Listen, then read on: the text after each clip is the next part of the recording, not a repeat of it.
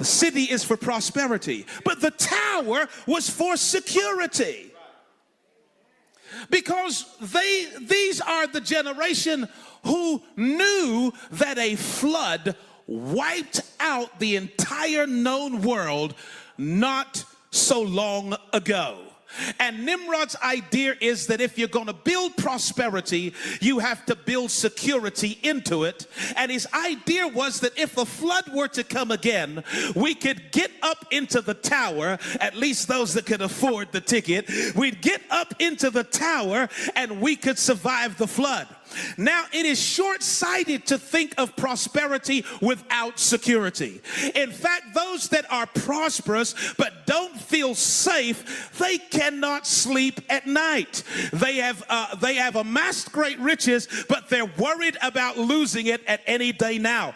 Well, Nimrod said, look, I have factored in your concerns. We're going to build a city and we're going to build a tower so that we will have prosperity and we will have security. Everybody say, woo!